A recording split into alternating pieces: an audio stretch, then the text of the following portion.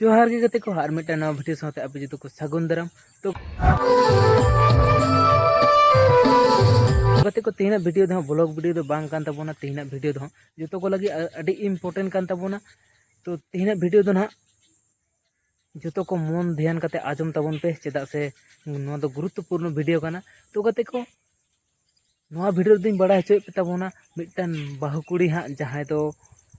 बाहामणि मुर्मू ᱧᱩᱛᱩᱢᱟᱱ मिटन बाहु कुड़ी हाँ ब्रेन समस्या ते ओड़ा खन गे लाइदा को ओका सेन ओडक चलाव कना मेनखाय बांग को ᱧᱟᱢ कदे उनी दो आ अकना हाँ तो नवा खबर गे हाँ जो दिसम होटे इन अरदास तबोना तो नुई बाहु कुड़ी फोटो हनी मा तबन ना हाँ नवा वीडियो रेगे और नुई बाहु कुड़ी आज बाबा ओड़ा दो कना हाँ जुड़ी रे और उनको पोस्ट तो पड़ा कना कांटाडी और थाना दो हाँ अड़सा तो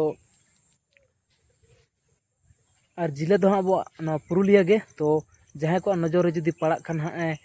नवा कॉन्टैक्ट नंबर इमा तबन कना नवा रे हाँ जोगाजोग तबन पे चेदा से बड़ा गया बन हितो नवा दुनिया रे सोशल मीडिया छड़ा मारंग पावर दो चे बनूआ तो जहाँ लगा कते हाँ उनी आया ओड़ा से अको ओड़ा रे बन सेटर दाड़े लेखाय दो नवा सोशल मीडिया पावर माध्यम ते आडी नपायोआ और आडी मजोआ और निंका गे आडी को आ बड़ा हकान होड़ नवा सोशल मीडिया माध्यम ते आडी को ᱧᱟᱢ बड़ा हकाना ओना खातिर इहो फेसबुक रे इ ᱧᱟᱢ ले तहना नवा फोटो से नवा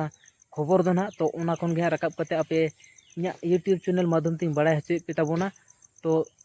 नुका गे ना जहां नजर जुदी पड़ा कन तबन कान दो ना नेले तबन पे हाँ नवा फोन नंबर रे फोन तबन पे और जोगाजोग कते हाँ आया ओड़ा तेबन सेटर काया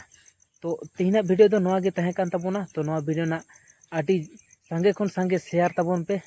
और लाइक तबन पे चेदा से संगे होर ठेन सेन लेन खान गे ना नुई जहां बांग जहां होर से नजर रे पड़ा गए हैं